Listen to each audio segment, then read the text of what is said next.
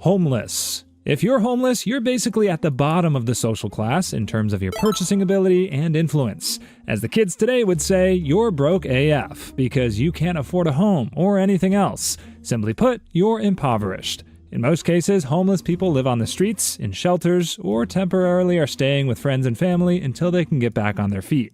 It's a bit like being on a never-ending episode of Survivor, but without the $1 million prize at the end.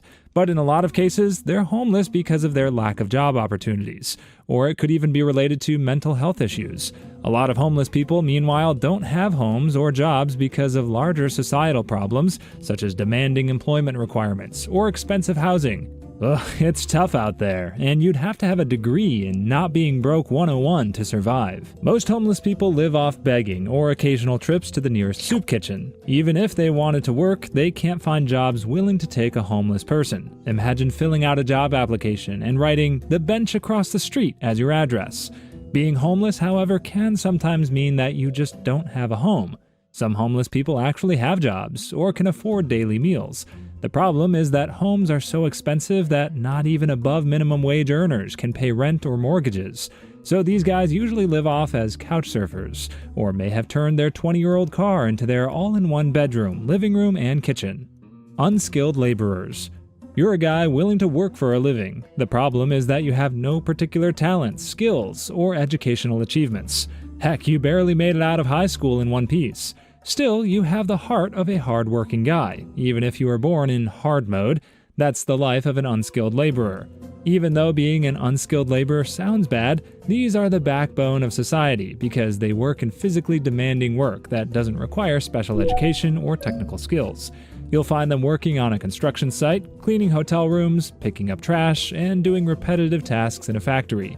If repetition were an Olympic sport, they'd take home gold medals. They're willing to work, it's just that they're not qualified for any work other than those requiring them to simply show up and follow instructions. But unskilled workers are not unskilled because anyone can do their job.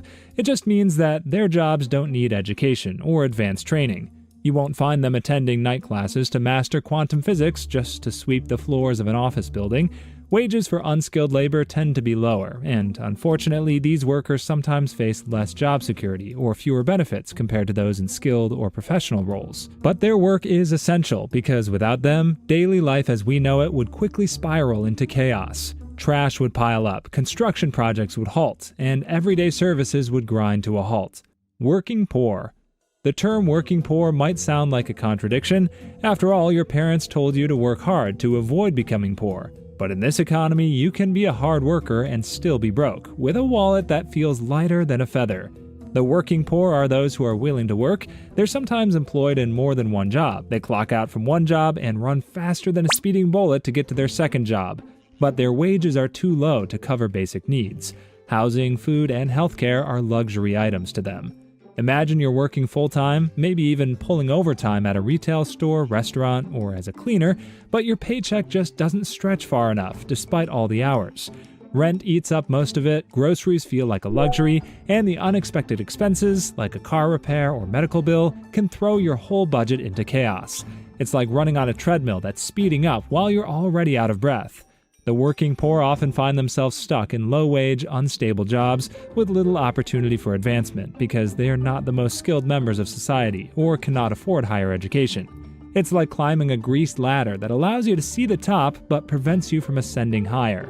But their jobs are often essential roles, such as the ones you see in the service industry. The problem is they're undervalued and underpaid because being a hard worker isn't enough for a living wage anymore. It's like the economy is saying, "Thanks for working hard. Now go enjoy your 3-pack of ramen noodles." Blue-collar workers. If you're looking for someone great at solving problems that require manual labor, technical skills, and work ethic, that's where your blue-collar worker comes in. You see these people working in factories, construction, and maintenance. They're the real-life MacGyvers, except instead of duct tape and chewing gum, they use tools that can actually fix stuff. And they're aptly called blue-collar because historically they used to wear blue shirts and jeans, which are sturdy and great at hiding those grease stains. Blue-collar work usually involves building, fixing, driving, and assembling. You might think of electricians, plumbers, machine operators, or even truck drivers as classic examples of blue-collar workers. They're the guys making sure the lights stay on, the roads get built, and the products on store shelves exist. Without them, you'd be trying to fix everything with duct tape. If you think being a blue-collar worker means you're at the bottom of society, you're wrong. These jobs require a lot of skill and expertise. Just because blue-collar workers aren't sitting behind a desk, filling out spreadsheets, and dreaming of coffee breaks, it doesn't mean their work isn't complex. For example, electricians need to understand intricate wiring systems. Basically, they're the ones who keep your house from becoming a shockingly chaotic place. Service workers.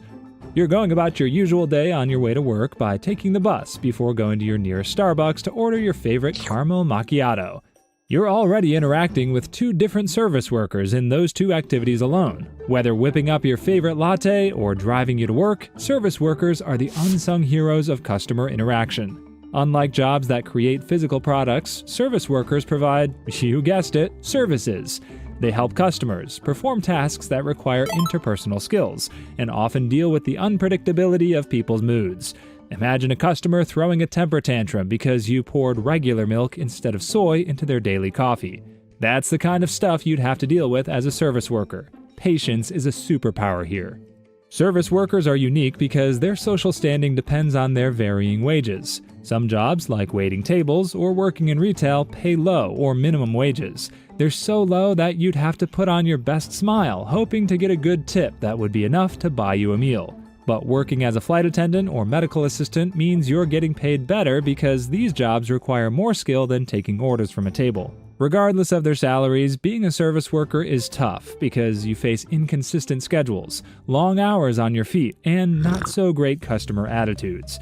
It comes with the added moments of meeting a lot of Karens who always seem to have wanted to talk with your manager. Small business owners.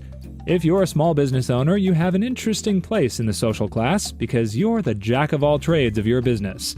You juggle different roles such as manager, accountant, marketer, and delivery guy, all to keep the business running. Sure, you might not be rolling in dough, but at least you're needing it because you're a big part of the local economy. Small business owners are the guys who take their dreams, roll up their sleeves, and create something out of nothing. It could be a cozy coffee shop, a unique clothes boutique, or a tech startup. You're usually part of the middle class because they're self-sufficient, but not profiting enough to claim they're rich.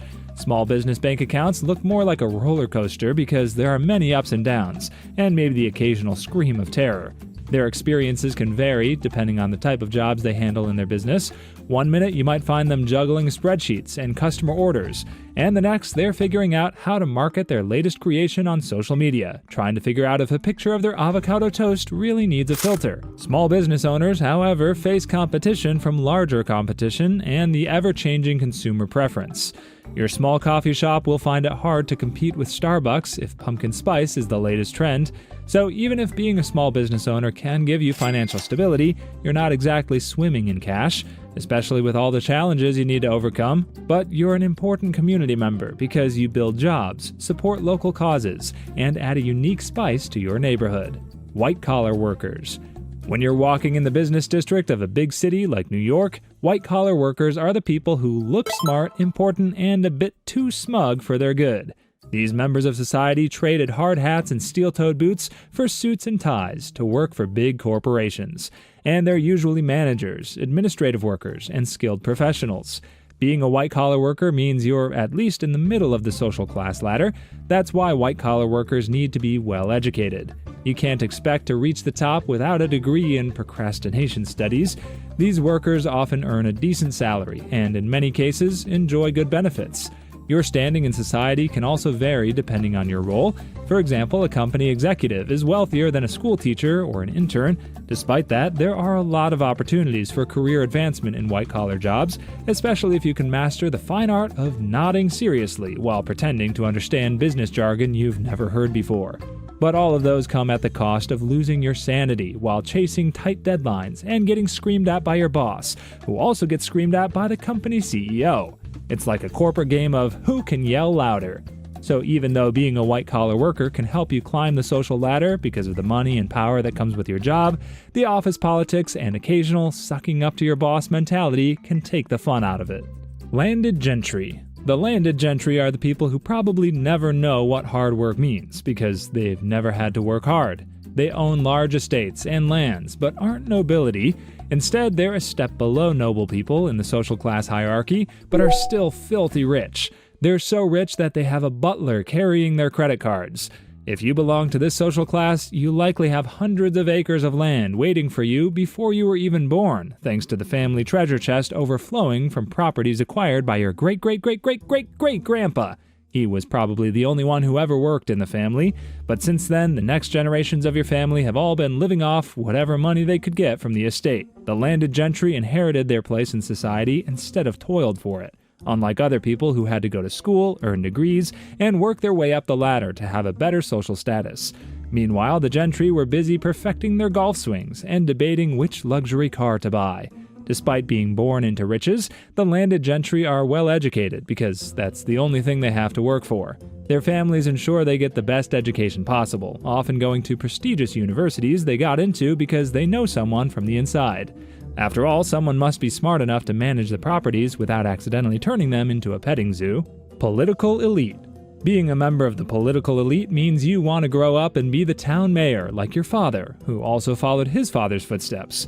To no surprise, your grandfather also stepped into the shoes left by his father. It's essentially a family built to become a political dynasty and the elite of the elite in a certain town, city, or country. This is the kind of family where the Thanksgiving dinner conversations revolve around budgets, zoning laws, and who's getting the next tax break.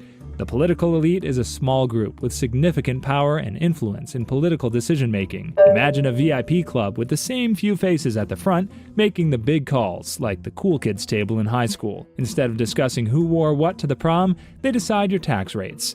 This elite group typically includes high-ranking politicians, influential business leaders, and key figures in media and academia. Other than having the right family name and influence to become a political elite, these people also have the right resources you probably don't have access to. This could be wealth, connections, or even prestigious educational backgrounds. Or maybe they know the secret handshake of networks reinforcing their status, meaning they're often surrounded by others with similar power. It's like being in a secret club where membership is based on who you know and what you have. But the problem with being part of the political elite is that it can sometimes be more about keeping power within the circle than helping the community. Politicians are more likely to chase their interests and forget about the needs of everyday people. They're only nice to you if they think your vote counts. Of course, some members of this social group want genuine change, but they're as rare as a unicorn, and instead of leaving a trail of glitters, it's a trail of broken promises and campaign slogans. Oligarchs. Let's say you're baking a cake with the help of 99 other people. All of you worked hard, with you leading the way and dictating the recipe. Naturally, you're supposed to get a bigger share as the leader, but instead of getting a larger slice, you take 99% of the cake and leave only 1% to everyone else. That's what being an oligarch means. These are the guys who hold a disproportionate amount of power and influence in society. The term oligarchy comes from the Greek word for few, which is fitting since it often feels like a small club where membership is exclusive and the password is wealth. This system allows a few people to control many resources or decision-making processes. Oligarchs are often the big businessmen who built their empires from the ground and have amassed so much wealth that they become the biggest players in the economic game. They may not have the same social and political standings that kings and politicians have, but they can have anyone kneeling on their feet simply by showing how many zeros they have in their bank accounts. That's why oligarchs have a cozy BFF relationship with the government. Picture a scene where they're rubbing elbows with politicians at glamorous parties, making deals that can change the course of a nation. You're looking at guys like Elon Musk, Jeff Bezos, and Mark Zuckerberg shaking hands with political leaders. And you probably know a certain orange-skinned billionaire who is both an oligarch and a political elite. But while oligarchs are important in driving economic growth, it can be a mixed bag. They can also contribute to inequality because no one wants to see one man eating a whole buffet while the rest of society eats the leftovers. Nobility. Being a member of a noble family means you're near the top but could never get there because you just happen to be the cousin of the ruling family. You're 300th in the line of succession, but while you may look pitiful while compared to the ruling class, you're a god to the rest of society because of your money and influence. The members of the nobility are near the top of the food chain of elite members of society. They're like Coke Light in the sense they look and act like royalty, but aren't exactly royalty. Despite that, they were born into wealth, privilege, and power. In many cultures, being noble meant having titles like Duke, Count, and Baron, often inherited from family. This is where the whole noble birthright idea comes in, where your lineage is a big deal. What sets the nobility apart is that they've owned vast lands or entire cities for hundreds of years. They enjoy lifestyles filled with fine dining, luxury clothing, and fancy parties. Most of these guys were simply born to enjoy a good life, full of the finest things anyone could ever have. Their biggest problem is choosing whether to have truffles or oysters for lunch. Historically, noble people had to protect the people living on their land. Think of them as the medieval version of neighborhood watch. While that's no longer true today, most noble people still have certain political responsibilities. That's why they're educated in the best universities and institutions in the world and are trained in the fine art of swimming in the political sea. In modern times, while the traditional roles of nobility have diminished, titles still exist in many countries, often with ceremonial roles. Some modern nobles engage in philanthropy or politics. Others would rather spend their days riding horses, sipping wine, and eating caviar because they were born into the right family. We on this channel would also one day live the life of a noble person, simply relaxing and eating the finest food in the world. You can help us reach that goal by subscribing to our channel. Royalty.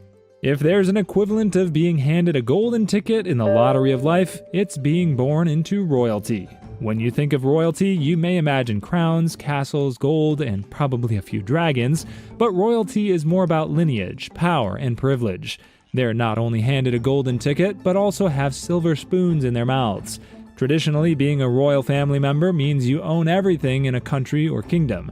The common folk only exist to serve you, as if God told you to fill in his seat after creating the world. That is why members of the royal family are treated as the elite of the elite, even in today's modern world, where their powers have diminished. Today, royalty is more like a title that doesn't come with any political power. Of course, the royal family is still incredibly rich. That's why you may imagine royalty being about lavish banquets, diamond rings, and luxury cars. It's like they're living in a never-ending Disney movie where their happily ever after came when they were born. However, it's not all about fairy tales and tiaras. Being royal comes with a hefty dose of responsibility. Even though they're no longer political leaders, they represent their countries, participate in diplomatic affairs, and often engage in charitable work to make the royal family look good and noble in the eyes of us common folk. Think of them as the original influencers. They smile, wave, and pose with puppies to distract us from the fact that they probably can't even change a light bulb without a royal decree. However, there are still countries where royals are not only part of national identity, but are the big leaders of the nation. Regardless of their role, royalty holds the top place in the social class ladder, not only because they are rich and powerful, but also because we treat them as a step above humanity, just because they have the right blood flowing through their veins.